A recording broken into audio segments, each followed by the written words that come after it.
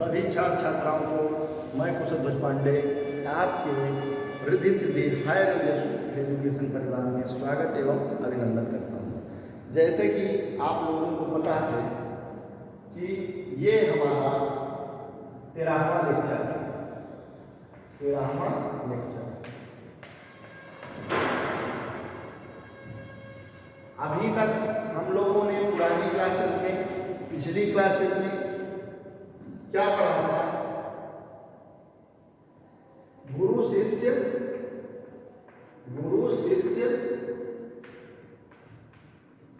संबंध तक हम लोगों ने पढ़ा। संबंध यह टॉपिक आपको 12वें लेक्चर में उपलब्ध हो जाएगा। इस टॉपिक को हमने विस्तृत रूप से चर्चा किया था और आज का जो टॉपिक हम लोगों का रहने वाला है वह है शिक्षा का उद्देश्य। क्या रहता है? शिक्षा का उद्देश्य। टॉपिक का नाम क्या है बेटा? शिक्षा का उद्देश्य।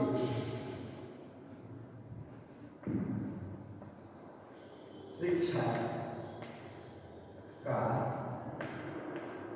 उद्देश्य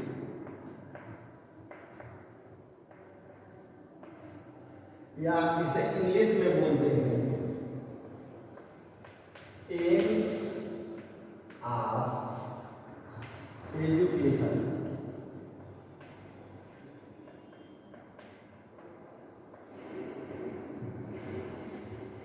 पिछली क्लासेस में हम लोगों ने शिक्षा शब्द को पढ़ लिया, रूट शब्द पे चर्चा करते हैं, शिक्षा शब्द को पढ़ लिया था। आज उद्देश्य शब्द के पहले में जानकारी ले लेते हैं, फिर पढ़ते हैं शिक्षा का क्या उद्देश्य है। इस टॉपिक को आगे रिलेट करते हैं। तो सबसे पहले उद्देश्य क्या है ये देखिए।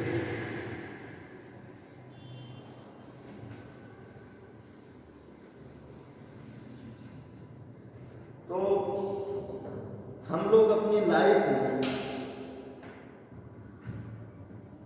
उद्देश्य और लक्ष्य जैसे शब्दों का प्रयोग करते हैं। उद्देश्य या लक्ष्य शब्दों का प्रयोग करते हैं। उद्देश्य को इंग्लिश में बोलते हैं एम। क्या बोलते हैं? एम। और लक्ष्य को बोलते हैं टारगेट। देखने में ये दोनों शब्द समानार्थी आपको लगते होंगे। कहीं कहीं हम लोग उद्देश्य का प्रयोग करते हैं और कहीं कहीं लक्ष्य का प्रयोग करते हैं। तो आप लोगों को इन दोनों में हम अंतर बता दें कि उद्देश्य एक, जैसे क्या है, एक गोला है, तो गोले में एक छोटा सा बिंदु है, तो ये पूरा पार्ट हो जाएगा एम का, और यह जो छोटा सा गोला दिख रहा है ये आपका हो जाएगा टारगेट। कहने का मतलब हमारा ये है, टारगेट हो जाएगा टारगेट।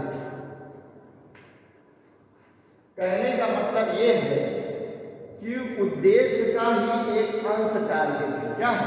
उद्देश्य का ही एक अंश टारगेट है।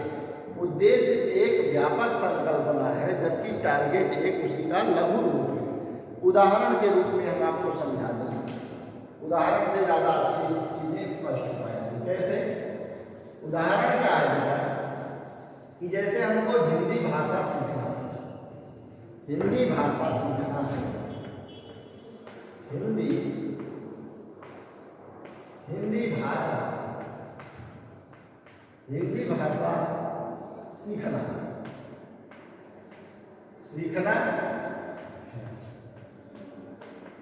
ये हमारा उद्देश्य है। क्या है? ये उद्देश्य है। उद्देश्य एम है, लेकिन कितना भी बड़ा विद्वान क्यों ना हो जाए वह कभी नहीं कह सकता कि मैंने संपूर्ण हिंदी भाषा का वो सीख लिया है, अब हिंदी समाप्त हो गई है। ऐसा तो हो ही नहीं सकता। तो उद्देश्य एक आदर्श स्थिति है। क्या है बेटा? उद्देश्य एक आदर्श स्थिति है जिसको पूर्ण नहीं किया जा सकता, उसके पार तक पहुंचने का प्रयास लोग करते हैं। जबकि इसी एग्जाम्पल में हम लोग समझते हैं कि हिंदी भाषा सीखने के लिए हम उसको लक्ष्य में डिवाइड करते हैं। तो सबसे पहला एम होता है वर्णमाला सीखना, वर्णमाला, वर्णमाला का ज्ञान। तो वर्णमाला का ज्ञान ये हुआ हमारा टारगेट,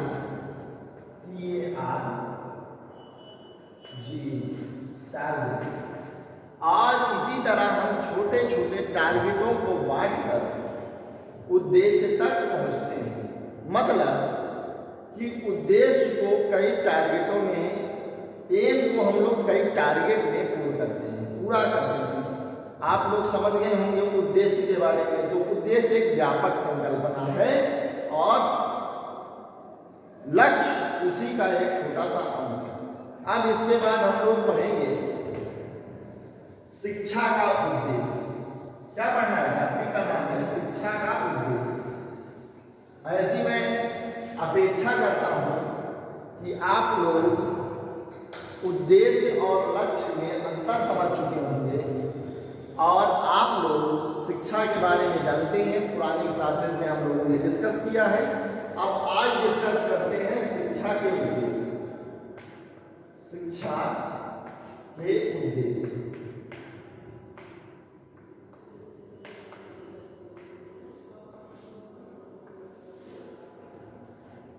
तो आपसे यह बात कहनी है कि शिक्षा का अपना कोई उद्देश्य नहीं होता। शिक्षा क्या है? जो मनुष्य को पीढ़ी दर पीढ़ी आगे बढ़ाती जा रही है, सिखाते उसमें निरंतर विस्तार करती जा रही है, वही तो शिक्षा है। तो शिक्षा का अपना कोई उद्देश्य नहीं है, बल्कि जो मानव जीवन का उद्देश्य है वही शिक्षा का उद्देश्य है। तो सबसे पहले ये समझें कि शिक्षा का अपना कोई उद्देश्य नहीं, शिक्षा का अपना कोई उद्देश्य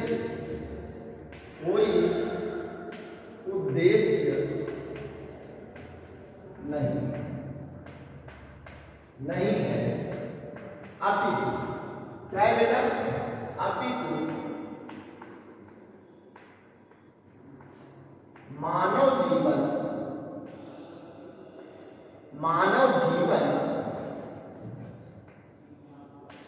का जो उद्देश्य है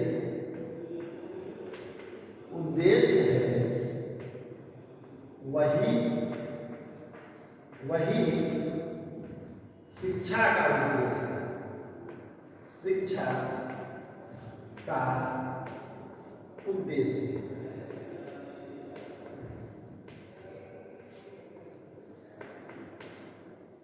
शिक्षा के उद्देश्य को हम दूसरा पॉइंट इसी में लिखिएगा।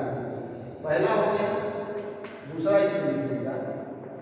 शिक्षा के उद्देश्य को हम शब्दों में नहीं बांट सकते। शिक्षा के उद्देश्य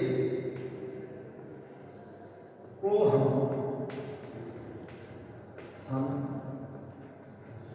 शब्दों में नहीं बांट सकते, शब्दों में नहीं बांट सकते।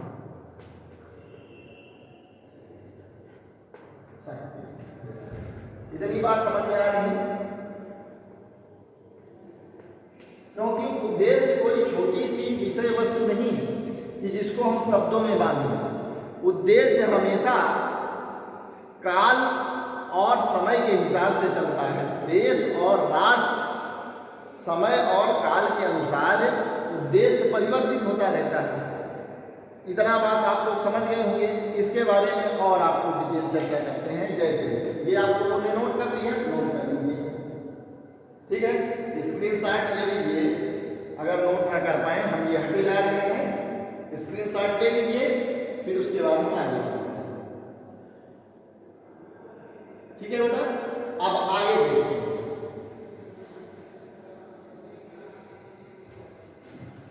जैसे कि पुरानी क्लासेस में हमने आपको बताया कि मानव जीवन में किसी मानव से आप अगर मुलाकात होती है तो उससे पूछेंगे कि आपका क्या उद्देश्य है।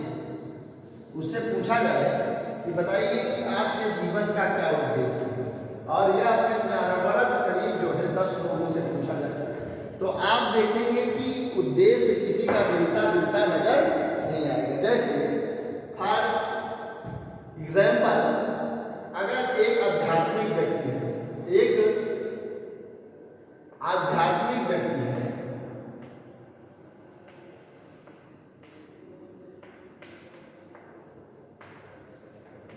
आध्यात्मिक मानव है, तो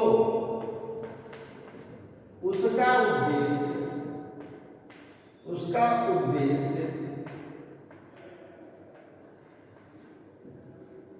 एक चरित्रवान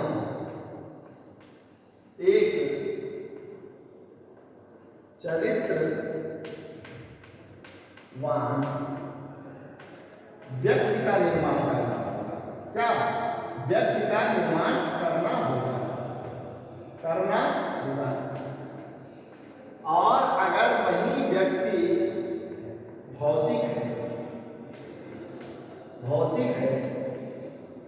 भौतिकवादी है तो उसका उद्देश्य क्या होगा? अत्यधिक संसाधनों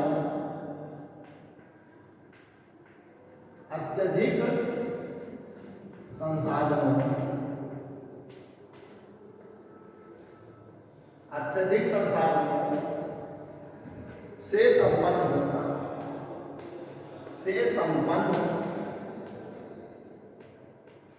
संपन्न होना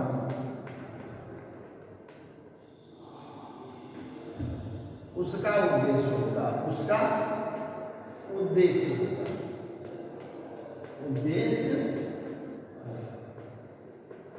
अतः इससे निष्कर्ष यह निकल के आता है कि शिक्षा का अपना कोई उद्देश्य नहीं है, जो मानव का उद्देश्य है वही शिक्षा का उद्देश्य है। और उदाहरण में चले तो जैसे जब आप लोग पढ़ते हैं पाषाण काल तो उसमें मानव जीवन का उद्देश्य क्या था? अपना पेट भरना और सुखपूर्वक रहना। तो इसके लिए वह केवल जो है क्या था? उसके लिए जीवन का मूल आधार था भोजन करना और सोना। जैसे जैसे सभ्यता आगे बढ़ने लगी वैसे वैसे लोगों की ज़रूरतें बढ़ने लगी और उस हिसाब से मनुष्य जीवन का उद्देश्य अलग अलग फिट हो गया, अलग अलग सेट हुआ। अब आज के समय में शिक्षा का क्या उद्देश्य है उससे कहीं इतर है। तो आप देखेंगे कि इस टॉपिक को छोटे से शब्दों में बांधना असंभव है। अब हम आपको उद्देश्य के बारे में और बताते हैं। यहाँ तक आप लोग नोट कर लीजिए, फिर बताते हैं, स्क्रीनशॉट ले लीजिए। अब आगे बताते हैं। इसी पर एक विद्वान थे श्री बी.डी. भाटिया। क्या नाम था? बी.डी. भाटिया। उन्होंने कहा, बी.डी. भाटिया ने कहा कि उद्देश्यहीन मानव। उद्देश्य क्या है? इससे पहले ये समझ लें कि अगर हमारे जीवन में कोई उद्देश्य नहीं है, हम बीए क्यों कर रहे हैं, बीएससी क्यों कर रहे हैं, हम आईएएस क्यों बनना चाहते हैं, हम नेता क्यों बनना चाहते हैं, हम समाज में कुछ भी क्यों बनना चाहते हैं, अगर हमारा विजन, हमारा उद्देश्य स्पष्ट नहीं है तो ऐसे व्यक्ति का जीवन ही बिल्कुल बेकार है, वह किसी मतलब का नहीं है। इसी पर बी.डी. भाटिया ने कहा, बी.डी. भाटिया ने कहा के अनुसार बी.डी. भाटिया के अनुसार उन्होंने कहा कि एक शिक्षक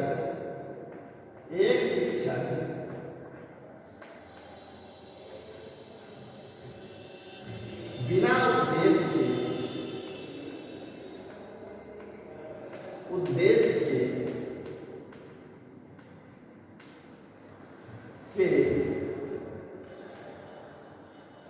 एक शिक्षक बिना उद्देश्य के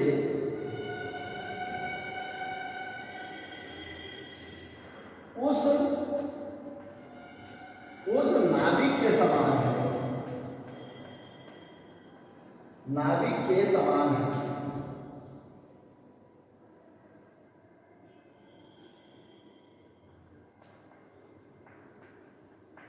समान है जिसकी, समान है जिसकी कोई मंजिल नहीं, कोई मंजिल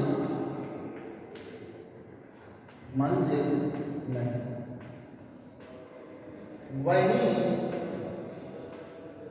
वही छात्र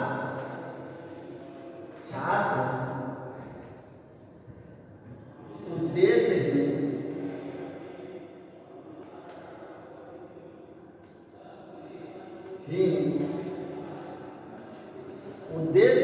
होने पर, उस पतवार विहीन उद्देश्यहीन होने पर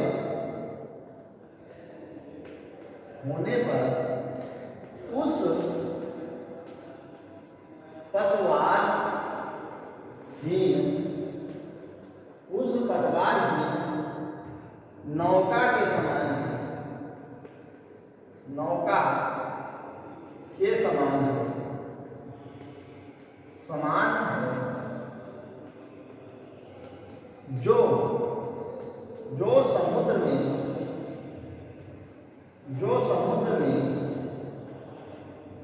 समुद्र में थपेड़े खाते, समुद्र में लहरों के थपेड़े खाते,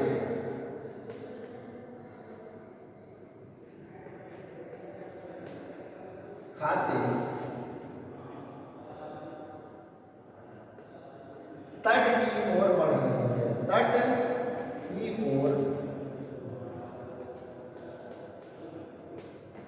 बढ़ रही है,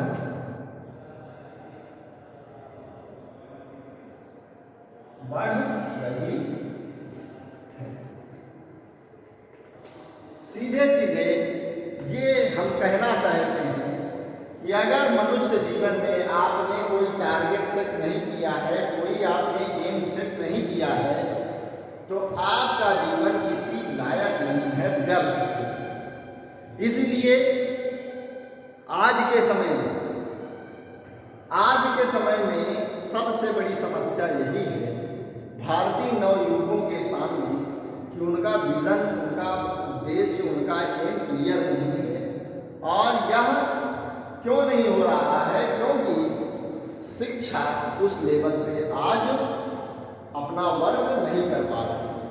अगर हम लोगों की लाइफ में, जीवन में शिक्षा के इन मूल्यों को हम समझ पाए, तब हम अपने राष्ट्र के लिए एक उत्तरदायी नागरिक बन सकते हैं और हमें बनना भी चाहिए। ऐसी मैं उम्मीद करता हूँ कि यह छोटा सा टॉपिक आपको समझ में आया होगा और शिक्षा के उद्देश्यों को हम अगले टॉपिक में पढ़ने का प्रयास करेंगे। तब तक आप लोग पढ़ते रहिए।